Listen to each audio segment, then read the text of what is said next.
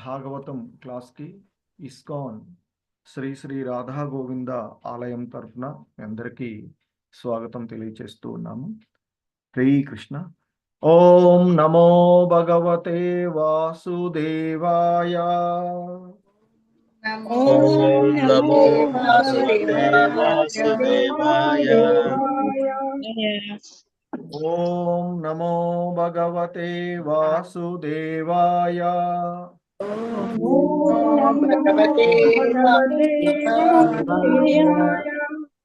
ఓం నమో భగవతే వాసుదేవాయ.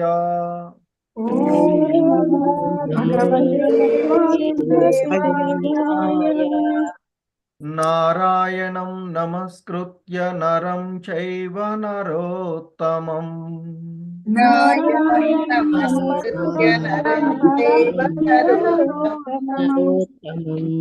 దేవీం సరస్వతిం వ్యాసం తతో జయముదీరయేత్.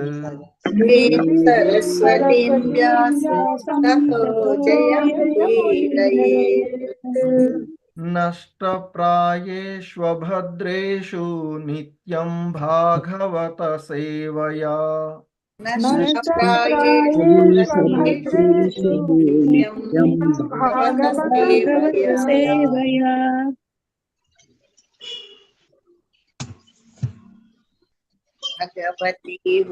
భగవతి ఉత్తమ శ్లోకే భక్తిర్భవతి నైష్టికీ.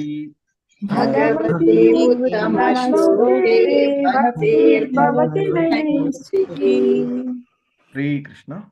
సో ఈరోజు మనము భాగవతం క్లాస్లో 3వ స్కందము 23వ అధ్యాయము అయినటువంటి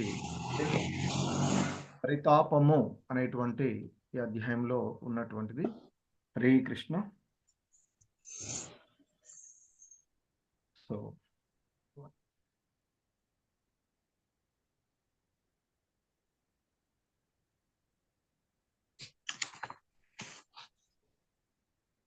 సో ఇప్పటి వరకు 49 శ్లోకం ఈ అధ్యాయంలో పూర్తి చేస్తున్నాము. ఈరోజు మరియు 50 శ్లోకాలు ఇస్కాన్ వ్యవస్థాపక ఆచార్యులైనటువంటి శ్రీల ప్రభువుల వారి యొక్క భావము మరియు భాష్యం ద్వారా అవగాహన చేసుకోవడానికి ప్రయత్నం చేద్దాము. హరే కృష్ణ. సో శ్రీమద్ భాగవతము 3వ స్కందము 23వ అధ్యాయము 50వ శ్లోకము. లికంత్యదోముఖీ భూమిం పదానకమని శ్రియా ఉవాచ లలితాం వాచం నిరుధ్యాశ్రుకలాం శనైః. సో ఈ శ్లోకంలో పదాల యొక్క అర్థాలు. లికంతి అంటే రాచుచు, రాచుచు. అత ముఖీ శిరమును వంచి, భూమిన్ నేల, పద తన పాదముతో, నక నకములు, మణి అంటే మనుల వంటి, శ్రియా శోభించునట్టి, నకమని శ్రియా. సో అలా నకములు మనుల వంటి, మనులాగా శోభించునట్టి. ఉవాచ పలికెను, లలితాం అంటే మనోహరముగా, వాచం వాక్కులను, నిరుధ్య ఆపుకొనుచు, అశ్రుకలాం అంటే కన్నీటిని, శనైహి నెమ్మదిగా. సో భావము మరియు భాష్యము శ్రీల ప్రభుపాద్, జగద్గురు శ్రీల ప్రభుపాద్ కీ జై. ఆమె లేచి నిలబడి మనుల వంటి నకములచే శోభిల్లు తన పాదములచే నేలను రాచుచు, శిరమును వంచి కన్నీటిని ఆపుకొని మనోహరమగు వాక్కులతో నెమ్మదిగా ఇట్లు పలికెను అంటూ చెప్తూ ఉన్నారు. సో శ్రీల ప్రభుపాదుల వారి యొక్క భాష్యం. దేహహుతి ఎంతటి సౌందర్యవతి అనగా, ఆమె పాద నకములు ముత్యముల వలె గోచరించెను. ఆమె నేలను రాచునప్పుడు ముత్యములు నేలపై పడినవా అన్నట్లు కనపెట్టెను. స్త్రీ తన పాదముతో నేలను గీచుచున్నదనగా అది ఆమె మనసు కలత చెంది ఉన్నదనుటకు గురుతు. గోపికలు అటువంటి సిహనమును కొన్ని మార్లు కృష్ణుని ఎదుట ప్రదర్శించిరి. నడిరేయిన వచ్చిన గోపికలను శ్రీకృష్ణుడు తిరిగి వారి ఇండ్లకు పొమ్మని పలికినప్పుడు తమ మనస్సులు తీవ్రంగా కలత చెందిన కారణమున వారును అట్లే నేలను రాచియుండిరి. 51వ శ్లోకము. దేవహుతిరువాచ సర్వం తద్భగవాన్ మహ్యం ఉపోవాహ ప్రతిశ్రుతం అదాపి మే ప్రసన్నాయ అభయం దాతుమర్హసి. దేహహుతిరువాచ, దేహహుతి పలికెను. సర్వం సమస్త, తత్ అంటే ఆ, భగవాన్ ఓ స్వామి, మహ్యం నాకు, ఉపోవాహ నెరవేర్చబడినవి, ప్రతిశ్రుతం వాగ్దానము చేసినట్లుగా, అత అపి అయినను, మే నాకు, ప్రపన్నాయై శరణు నొంది యున్నట్టి, అభయం అభయత్వము, దాతుం వసుగుటకు, అర్హసి మీరు తగియున్నారు. సో దేహహుతి ఈ విధంగా పలుకుతూ ఉన్నదట. ఓ స్వామి, నాకు చేసిన వాగ్దానములన్నింటినీ మీరు నెరవేర్చియుండిరి. అయినను శరణజొచ్చినట్టి దానను కనుక అభయత్వమును కూడా మీరు నాకు వసగవలసి ఉన్నది అంటూ ఆ దేహహుతి కర్దమ మునితో పలుకుతూ ఉన్నటువంటి మాటలను చూసినటువంటి. సో దీనికి శ్రీల ప్రభుపాదుల వారి యొక్క భాష్యము. నిర్భయత్వము నొసగమని దేహహుతి తన భర్తను అర్థించినది. భార్యగా ఆమె భర్తకు పూర్తిగా శరణము నొందినట్టిది. ఇక భార్యకు అభయము నొసగుట ఎనున్నది భర్త యొక్క బాధ్యతయే. తనపై ఆధారపడి వానికి మనుజుడు ఏ విధంగా అభయత్వము నొసగగలడో శ్రీమద్ భాగవతములోని 5వ స్కందమున పేర్కొనబడినది. మృత్యు భయము నుండి బయటపడజాలని వాడు పరాధీనుడే. అతడు గురువును గాని, భర్తను గాని, బంధువును గాని, తండ్రిని గాని, తల్లిని గాని కారాదు. తన ఆధీనత ఎందున్న వానికి నిర్భయత్వము వసుగుట అధికారి కర్తవ్యము. కనుక తండ్రిగా, తల్లిగా, గురువుగా, బంధువుగా లేదా భర్తగా ఎవరి బాధ్యతనైనా స్వీకరించుటకు మనుజుడు తన సంరక్షణ యందు ఉన్నవానికి భౌతిక అస్తిత్వపు భయంకర పరిస్థితి నుండి ముక్తి నొసగు బాధ్యతను స్వీకరింపవలసి యుండును. భౌతిక అస్తిత్వము ఎల్లప్పుడూ భయావహము, దుఃఖపూర్ణము అయ్యుండును. కనుకనే దేహహుతి తన భర్తతో యోగశక్తితో సమస్తములగు భౌతిక సౌకర్యములను మీరు నాకు వసగిరి, నిష్క్రమించుటకు మీరిప్పుడు సిద్ధపడి ఉన్నందున ఈ భౌతిక బద్ధజీవనము నుండి నేను ముక్తిపడసిది చివరి వరదానమును కూడా తప్పక వసగవలెనది అని పలికెను. హరే కృష్ణ. ఇది హరే కృష్ణ. సో ఇది శ్రీల ప్రభుపాదుల వారి యొక్క భాష్యము. సో మనము ఇంతకు ముందు చూసినట్లుగా ఈ కర్దమ ముని ఆ భార్య కోరిక మేరకు ఆమెకి కావలసినటువంటి ఆయన యొక్క యోగ శక్తి ద్వారా తాను ఆమెకి కావలసినవన్నీ కూడా సమకూర్చడము. సో, ఆ విషయాలన్నింటినీ కూడా మనం చూసాం. విమాన సౌధమును తయారు చేయడము, ఆమెకు 1000 మంది సేవకులను అందించడము, అన్నింటినీ ఇవ్వగలిగేటువంటి, కోరిందల్లా నెరవేర్చగలిగేటువంటి ఒక సౌధాన్ని ఆమె తయారు చేసి ఇవ్వడము. సో, ఆ విధంగా ఉన్నటువంటి దాంట్లో ఆ విధంగానే ఆయన ఆమెను విహారానికి తీసుకువెళ్ళడము అన్నీ జరిగినటువంటి పరిస్థితి. సో, ఆ తర్వాత ఇక ఆయన యొక్క కర్తవ్యం అంటే అంతిమంగా భౌతికమైనటువంటి విషయాలు వచ్చినటువంటి వాటిని ఆయన నెరవేర్చిన తరువాత ఆధ్యాత్మికంగా భగవంతుని ఆయన అంతిమ లక్ష్యము, ప్రతి జీవుడి యొక్క పరమ లక్ష్యము అయినటువంటి ఆ భగవంతుని సాంగత్యంలో ఆధ్యాత్మికంగా నిరంతరము ఆ భగవంతుని సేవ చేసుకోవడానికి ఆయన ఈ కుటుంబ వ్యవస్థ నుండి బయటపడుతూ ఆయన ఆ కర్దమ ముని సన్యాస ఆశ్రమానికి వెళ్ళేటువంటి నిర్ణయాన్ని తీసుకున్నటువంటి సందర్భాన్ని మనం చూసినటువంటిది. సో, ఆ విధంగా తన భర్త ఆ గృహాన్ని వీడిపోవుటను తెలుసుకున్నటువంటి దేహహుతి బయటకు మాత్రం సంతోషంగా ఉన్నట్లు కనిపిస్తూ,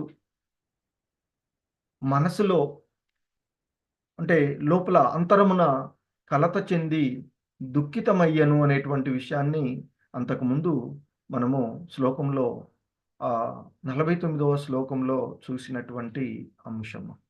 సో, ఇప్పుడు ఈ 50వ శ్లోకంలో మనము చూస్తూ ఉన్నటువంటి ఈ అంశాన్ని చూసినట్లయితే ఇక్కడ మైత్రేయుడు విదురుడితో చెప్తూ ఇంకా కంటిన్యూ చేస్తూ ఉన్నటువంటి సందర్భంలో లికంత్యధోముఖీ భూమిం, లికంతి అంటే లికంతి అధముఖి భూమిం అంటే ఆ దేహౌతి నేల వైపుకు శిరస్సును వంచి పద నకమని శ్రియ అంటే తన యొక్క పాదములు ఎటువంటి పాదాలంటే ఆమె యొక్క పాదాల యొక్క నకములు మనులలాగా ఉన్నాయట. అటువంటి ఆ పాదాలను నేలకు రాస్తూ ఆయన వెళ్తూ ఉన్నటువంటి సందర్భంలో ఆ దేహహూతి లేచి నిలబడి తల వంచి భూమికి వైపుకు వంచి, ఎందుకంటే ఆమె తన భర్తని ఆశ్రమానికి అంటే వెళ్తూ ఉన్నటువంటి సందర్భాన్ని, తను వదిలిపెట్టి వెళ్తూ ఉన్నటువంటి సందర్భాన్ని గ్రహించినటువంటి ఆమె లేచి నిలబడి, ఇంతకుముందు శ్లోకంలో చెప్పాం, బయటకు మాత్రము సంతోషంలాగా ఉన్నట్లుగా కనిపిస్తూ అంతర్గతమున మాత్రము ఆమె దుఃఖితులయ్యను అని చెప్పారు. ఇంకా కంటిన్యూ చేస్తూ ఆమె లేచి నిలబడి మనుల వంటి నకముల చేత శోభిల్లుతూ ఉన్నటువంటి తన యొక్క పాదములను నేలను రాచుచు శిరమును వంచి కన్నీటిని ఆపుకొని ఆ కన్నీటిని అదుపులో ఉంచుకొని ఆపుకుంటుంది. దుఃఖం పొరలుతూ వస్తుంది అంతర్గతంగా. సో, ఇంతకుముందు శ్లోకంలో చూసినట్టు అంతర్గతంగా ఆ దుఃఖితురాలైనటువంటి ఆమె తన యొక్క దుఃఖాన్ని బయటకు రాకుండా తలను వంచుకొని ఆ కన్నీటిని ఆపుకొని బయటకు సంతోషంగా కనిపిస్తూ ఉన్న దానిలాగా మనోహరమైనటువంటి మంచి వాక్కులతో తన భర్త అయినటువంటి కర్దమ మునితో నెమ్మదిగా ఇట్లు పలికెను అని చెప్తూ ఉన్నారు. సో, సాధారణంగా దేహహుతి కూడా శుద్ధ భక్తురాలు. ఆమె కూడా ధ్యానం ద్వారా పరిపూర్ణతను పొందినటువంటి ఆమె. సో, తన భర్త అయినటువంటి కర్దముడు తనకు కావలసినటువంటి సర్వ సౌకర్యములను అందించారు. అన్ని ప్రదేశాలను, సుందరమైన భగవంతుని యొక్క సృష్టిలో ఉన్నటువంటి సుందరమైనటువంటి ప్రదేశాలను, దేవతలు కూడా ప్రయాణించలేనటువంటి ప్రదేశాలన్నిటినీ కూడా తిప్పి చూయించారు. కోరిన వాటినల్లా నెరవేర్చగలిగేటువంటి సౌధాన్ని నిర్మించారు. 1000 మంది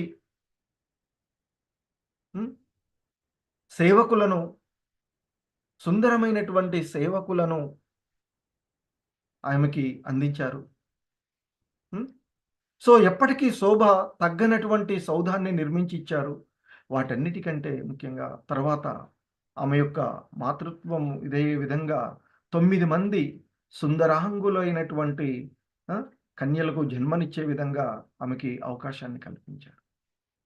మరి ఆ విధంగా అవి జరిగిన తర్వాత ఆ కర్దముడు ఇక తన యొక్క భగవంతునితో ఆధ్యాత్మికమైనటువంటి విధానాల్లో ఆయన ముందుకు వెళ్తూ ఉన్నటువంటి సందర్భంలో, ఆయన వెళ్తూ ఉన్నప్పుడు సాధారణమైనటువంటి వాళ్ళైతే ఈ భౌతిక బంధనాలలో ఈ ఇంద్రియ భోగాలను అనుభవించాలి అనేటువంటి భావనలో ఉన్నటువంటి వాళ్ళైతే, ఇంకేంటి నాకు అన్ని సమకూర్చావుగా, నీతో నాకేం పనుంది, మాకు కావలసినవన్నీ ఉన్నాయి, నువ్వు ఉంటే ఏంటి లేకపోతే ఏంటి అనేటువంటి ఒక భావనతో సాధారణమైనటువంటి మన విధానంలో గురించి అంటున్నాను.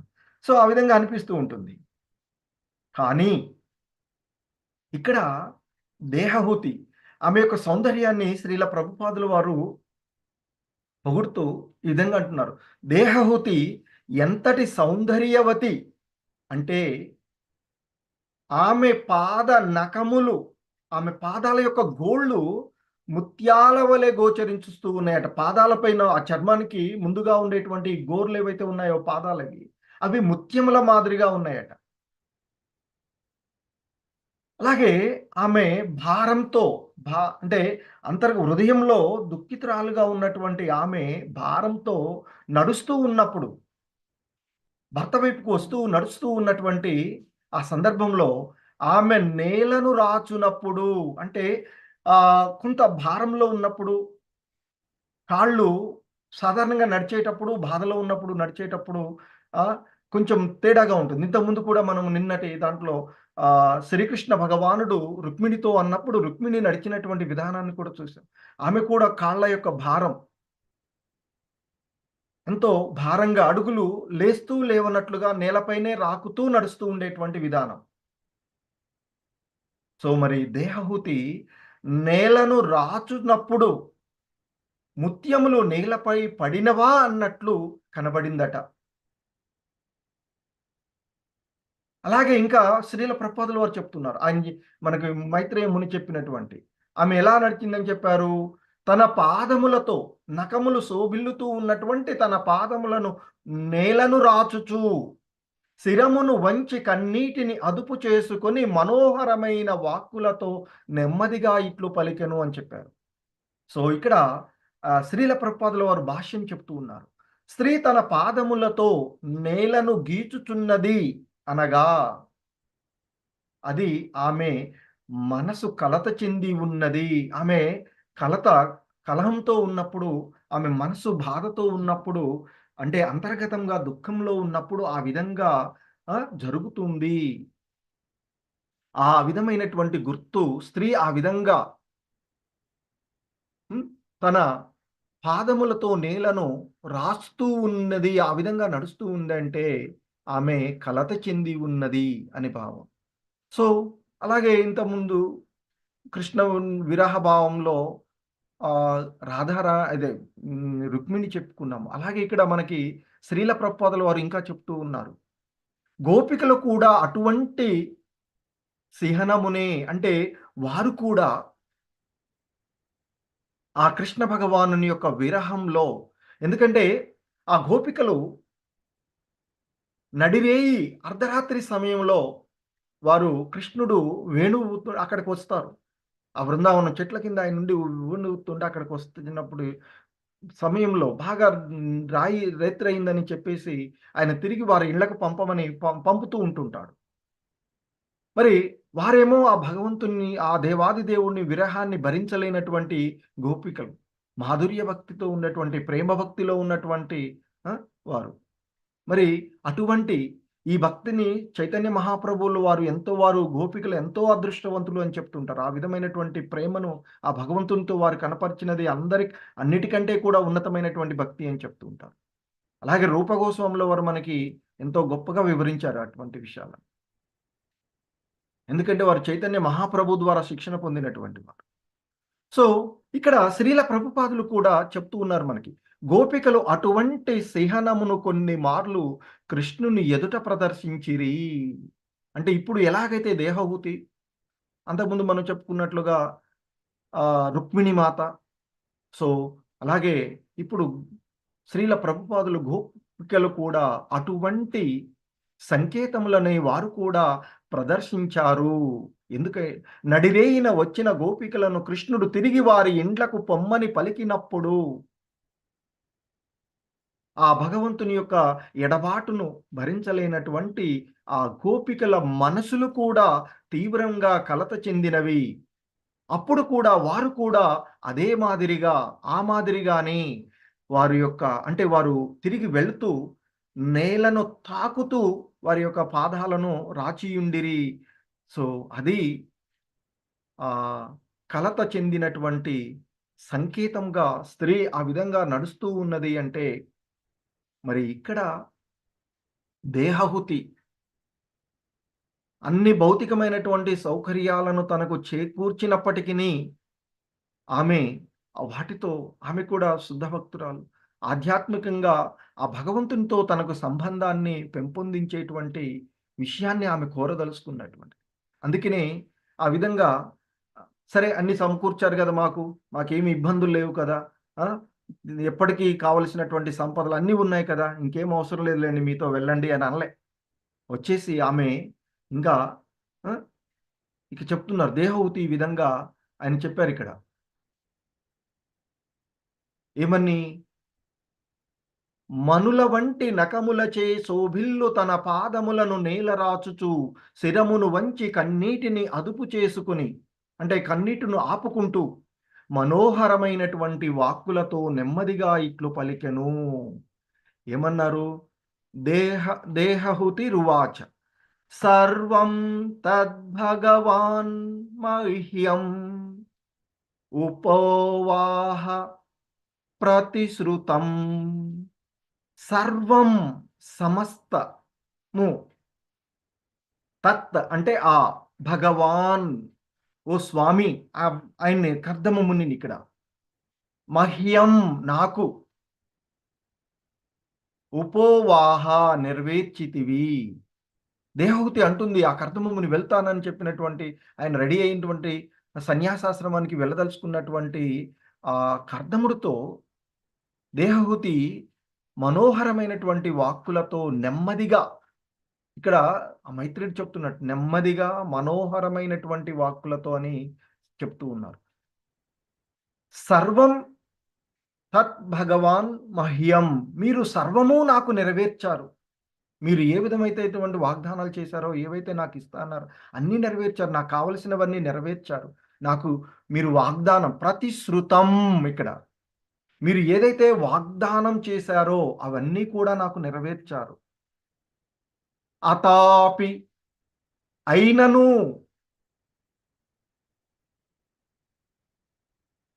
మే ప్రపన్నాయ అభయం దాతుమర్హసి. అభయం, నాకు అభయత్వం వసుగుటకు అర్హసి, మీరు అర్హత కలిగి ఉన్నారు. నేను నీకు శరణ తెచ్చినటువంటి దానిని, నేను నీ శరణదాసిని. కాబట్టి మీరు నాకు అభయం అంటే భయత్వం లేకుండా ఫియర్లెస్ చేయాల్సినట్టు. సో ఆ అభయత్వం నాకు వసగవలసినటువంటి బాధ్యత మీకున్నది. అంటే నేను మీకు శరణజొచ్చి ఉన్నటువంటి దానను కనుక నాకు అభయత్వాన్ని ఇవ్వవలసినటువంటి బాధ్యత మీకున్నది అన్నట్లుగా ఆ దేహహుతి పలికింది. నెమ్మదిగా మనోహరంగా వచ్చి ఆ దేహహుతి పలికినటువంటి చెప్తున్నారు, ఓ స్వామి, నాకు చేసిన వాగ్దానాలన్నింటినీ మీరు నెరవేర్చియుండిరి. సంతాన ప్రాప్తి అన్నారు, ఇచ్చారు. ఈ సుఖాలకు సంబంధించినటువంటి అన్నిటినీ కూడా నాకు సమకూర్చి పెట్టారు. సో అయినను మీరన్నీ నాకు ఇచ్చారు కాబట్టి వెళ్ళిపోండి అనట్లే ఇక్కడ దేహహూతి. అది భక్తులకు సాధారణమైనటువంటి భవబంధనాలలో మాయా ప్రభావితమై ఇంద్రియ భోగాలకు అనుభవిస్తనే తపనలో ఉన్నటువంటి వారికి, భగవంతుణ్ణి ఎరిగినటువంటి వారికి ఉండేటువంటి తేడా. ఇక్కడ దేహహూతి అంటుంది, అయినను శరణజొచ్చినట్టి దానను, నేను నీకు శరణాగతి అయినటువంటి దాన్ని కదా, మరి కనుక అభయత్వమును కూడా మీరు నాకు వసగవలసి ఉన్నది. మరి అభయత్వం ఎలా వస్తుంది? ఈ సృష్టిలో ఉండేటువంటి జీవులన్నిటికీ కూడా కామన్‌గా ఉండేటువంటిది ఏంటి? ఆహారము, నిద్ర, భయము, మైథునము. ఇవన్నీ సర్వసాధారణంగా మానవులు చేసేటువంటివి, జీవులు కూడా, జంతువులు కూడా, జంతుజాలాల్లో కూడా ఉండేటువంటి ప్రతి జీవిలో కూడా ఉండేటువంటివి. కానీ మరి అభయత్వం ఎలా వస్తుంది? దేహహూతి అడిగినటువంటి అభయత్వం, భయం లేకుండా ఎప్పుడు ఉండగలుగుతాం? ఆ భగవంతుని నిరంతరము ధ్యానిస్తూ ఉన్నప్పుడు, ఆ భగవంతుని మనము మరిచిపోనప్పుడు, నిరంతరము ఆ భగవంతుణ్ణి స్మరిస్తూ, ఎప్పుడూ ఆ భగవంతుణ్ణి విస్మరించకుండా ఉన్నప్పుడు, నిరంతరము స్మరిస్తూ ఎప్పుడు విస్మరించకుండా ఉన్నప్పుడే మరి అభయత్వం వస్తూ ఉంటుంది. మరి ఇక్కడ అభయత్వము అడిగింది ఏంటి? నాకు రక్షణగా కొన్ని సైనికులను పెట్టు, ఇది కాదు అడిగినట్టు. సో ఇక్కడ శ్రీల ప్రభుపాదుల వారు మనకి చెప్తూ ఉన్నారు, నిర్భయత్వము నొసగమని దేహహూతి తన భర్తను అర్థించినది. భార్యగా ఆమె భర్తకు పూర్తిగా శరణము నొందినట్టిది. ఇక భార్యకు అభయము నొసగుట ఎనున్నది భర్త యొక్క బాధ్యతయే.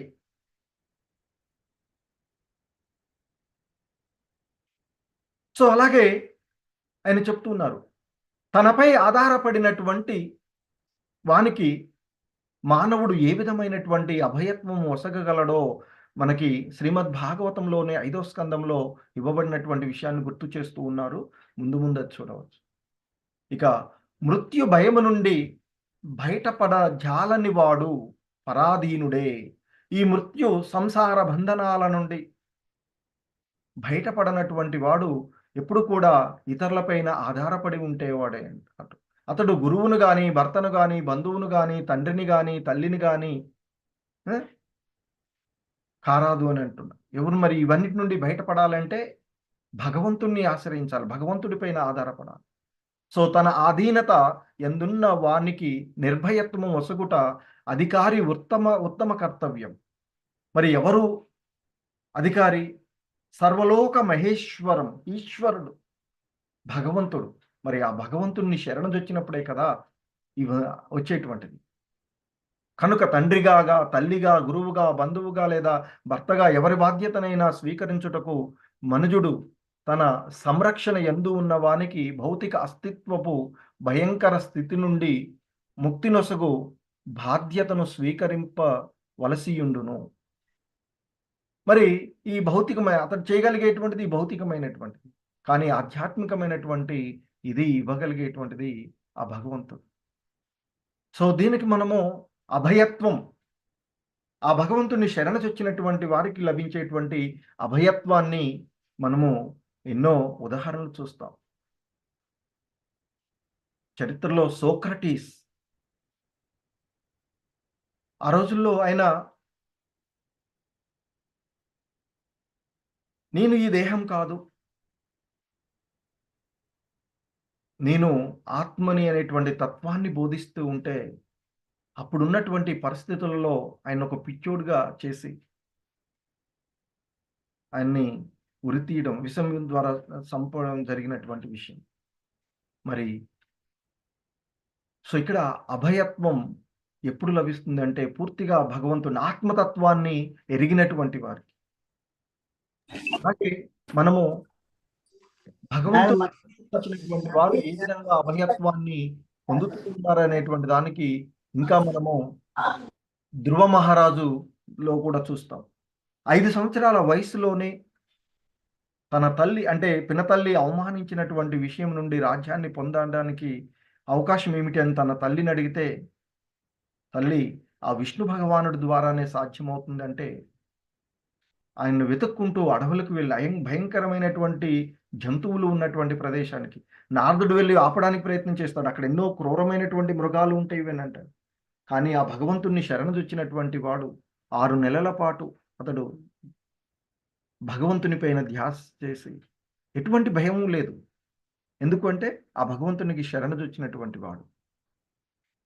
అలాగే మరొక ఉదాహరణ మనం చూడవచ్చు. ఇంతకుముందు ధ్రువుడు 5 సంవత్సరాల వయసులో, అలాగే ప్రహ్లాదుడు కూడా అభయత్వాన్ని పొందినటువంటి వాడు. ఎందుకంటే ఆయన అక్కడ కూడా ఎలాగైతే ఇంతకుముందు సోక్రటీస్ కాలంలో ఈ హేతువాదులు ఎలాగైతే భగవంతుని తత్వాన్ని, ఆత్మతత్వాన్ని చేయలేదు. మరి అక్కడ హిరణ్యకశిపుడు తన తండ్రే, సాక్షాత్తు తన తండ్రే ఆ భగవంతుణ్ణి ఆశ్రయించినటువంటి ప్రహ్లాదుణ్ణి నడి సముద్రంలో పడేస్తాడు. ఎంతో లోతైనటువంటి ప్రదేశాల్లో పడేపిస్తాడు. ఏనుగులతో తొక్కిస్తాడు. అనేకమైనటువంటి సర్పాలు ఉన్నటువంటి ప్రదేశంలో కాలనాగులతో కరిపిస్తాడు. అయినా ఆయన ఎక్కడా కూడా భయపడలేడు. ఎందుకంటే ఆ పూర్తిగా భగవంతునికి శరణజొచ్చినటువంటి వాడు, భగవంతుని ఆశ్రయించినటువంటి వాడు. మరి ఇక్కడ అభయత్వం, ఆధ్యాత్మికమైనటువంటి అభయత్వము అనేటువంటిది, అభయత్వం ఎలా వస్తుంది అంటే ఆధ్యాత్మికత ద్వారా. ఆత్మతత్వాన్ని తెలిసినప్పుడు ఈ దేహం మనం కాదు, ఆత్మలము మనము శాశ్వతంగా ఉండేటువంటి జనన మరణాలకు అతీతమైనటువంటిది అని, అది ఆ భగవంతుని యొక్క విభిన్న అంశని, భగవంతుని యొక్క సేవ చేయడమే దాని యొక్క ముఖ్య ఉద్దేశ్యం అని తెలిసినటువంటి వాడు ఎప్పుడూ భయపడడు అని చెప్తారు. సో శుద్ధ భక్తుడి యొక్క లక్షణాలను భగవద్గీతలో కూడా భగవంతుడు చెప్తాడు. అభయత్వము అని చెప్తారు.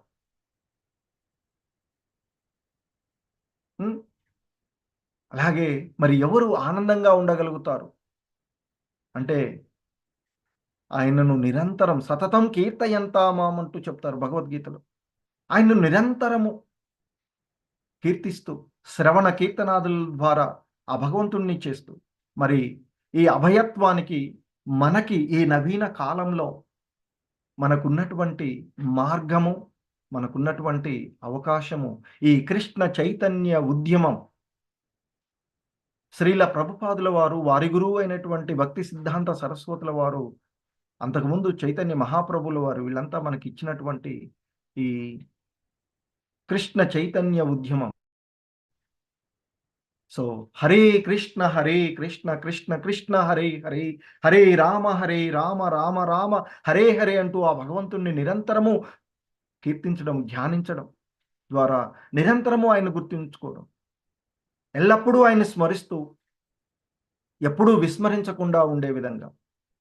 సో అందుకే ఇస్కాన్ సంస్థలో మనకి శ్రీల ప్రభుపాదుల వారు ఆ అభయత్వాన్ని ఇవ్వడానికి, ఆయన్ని నిరంతరం గుర్తుంచుకునే విధంగా కనిష్ట అధికారిగా ఉన్నటువంటి భక్తులకు కనీసం 16 మాలల జపం చేయమని చెప్తూ ఉన్నారు, ఇచ్చినటువంటిది. అంటే 16 అయిపోయి అన్ని అయిపోయినట్లు కాదు, కనీసం 16 అది మనం చేసేటువంటి. మనం ఆ 16 చేయడానికి ఎన్నో ఆపసోపాలు పడుతూ ఉన్నటువంటి పరిస్థితి కదా. హరే కృష్ణ. సో 16 మాలలు మినిమం అది. మరి ఇక్కడ అభయత్వం ఎప్పుడు వస్తుంది అంటే 24 గంటలు ఆ భగవంతుని ధ్యాసలో ఉన్నప్పుడు. మరి ఇక్కడ భౌతికంగా మనకి ఇక్కడ సాధ్యం కానటువంటిది. ఎందుకంటే ఆలయాల్లో ఉండేటువంటి వారు నిరంతరం కొద్దిసేపు 16 మాలల ధ్యాసం చేస్తాం. అలాగే కూర్చొని ఉండటం కష్టం కదా ఆలయంలో. ఇంకా శ్రీల ప్రభుపాదుల వారు మనకి ఇచ్చినటువంటి సేవలు, ఆ భగవంతుని గుర్తించుకోవడం, బయటకు వెళ్ళి ఆధ్యాత్మిక గ్రంథాలను నలుగురికి సేల్ చేయడము, బుక్ డిస్ట్రిబ్యూషన్. అందుకనే ఇస్కాన్లో బుక్ డిస్ట్రిబ్యూషన్ కూడా చాలా ప్రాముఖ్యత ఉంటుంది. ఇంకొక ముఖ్యమైనటువంటి అంశము లైఫ్ మెంబర్షిప్స్. సో అందుకే మనం కూడా ఊకే పెడుతుంటాం, లైఫ్ మెంబర్స్గా అవ్వండి, జాయిన్ అవ్వండి అనేసి. ఆ విధంగానన్నా భగవంతునితో సంబంధం ఉండే విధంగా ఉండేటువంటిది.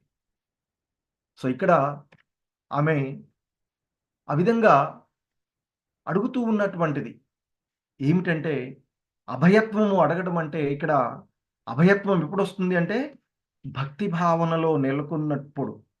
సో మరి అది ఎక్కడ లభిస్తుంది? భయం ఎక్కడ మనకు తొలగిపోతుందంటే, స్పిరిచ్యువల్ ప్లాట్‌ఫార్మ్ మీద ఉన్నప్పుడు, ఆధ్యాత్మికమైనటువంటి భక్తుల సాంగత్యంలో ఉన్నప్పుడు, గురువుని ఆశ్రయించినప్పుడు, ఆ భగవంతుడిని నిరంతరము ధ్యానిస్తూ ఉన్నప్పుడు. సో, ఆ విధంగా మనము ఈ భవబంధనాల నుండి బయటపడవచ్చు. భయం లేకుండా ఉండవచ్చు. మరి దేహహుతి అడిగినటువంటి ఆ అభయత్వం కూడా ఆధ్యాత్మికమైనటువంటిది. సో, అందుకే ఇక్కడ చెప్తున్నారు. మనము ఇక్కడ తండ్రిగా వీళ్ళిచ్చేటువంటి ఈ భౌతిక ప్రపంచంలో ఇచ్చేటువంటి ఈ భౌతిక అస్తిత్వపు భయంకరమైన పరిస్థితి నుండి ఆ! ముక్తి బాధ్యత అంటున్నారు. కాబట్టి భౌతిక అస్తిత్వం ఎల్లప్పుడూ కూడా భవ భయానకంగాను, తర్వాత దుఃఖపూర్ణంగాను అయి ఉంటుంది. కనుకనే ఈ భౌతికమైనటువంటి తన భర్త అయినటువంటి కర్దముడు యోగశక్తి చేత ఆమెకు ఎన్నో భౌతికమైనటువంటి సౌకర్యాలను ఒసిగారు. అన్నిటినీ నెరవేర్చగలిగేటువంటి విమాన సౌధాన్నిచ్చారు. 1000 మంది ఆ! సేవకులను ఇచ్చారు.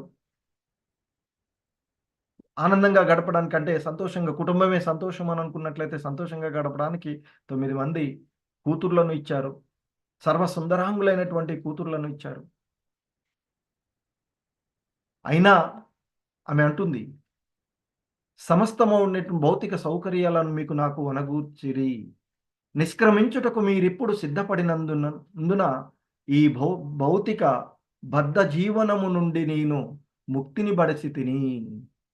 ఇది కాదు ఈ భౌతికమైనటువంటి యోగ శక్తి ద్వారా మీరు నెగించినటువంటి ఈ భౌతికమైనటువంటిది కాదు. ఆధ్యాత్మికమైనటువంటి విధానం. సో, కాబట్టి ఈ బహుబంధనాల నుండి నేను ముక్తి పడేశాను. కాబట్టి మరి అటువంటి ఆ భగవంతునితో సంబంధాన్ని నాకు కలగజేసేటువంటి ఇది కూడా మీ యొక్క బాధ్యతే. మీరు నాకది ఇవ్వవలసి ఉన్నది కదా! కాబట్టి నేను ముక్తిని బడసి చివరి వరదానమును కూడా మీరు నాకు వసగవలసినది అని ఆమె తన భర్త అయినటువంటి కర్దముని అడిగినటువంటి విషయాన్ని చూస్తూ ఉన్నాం. హరే కృష్ణ. జగద్గురు శ్రీల ప్రభుపాద్ కీ జై.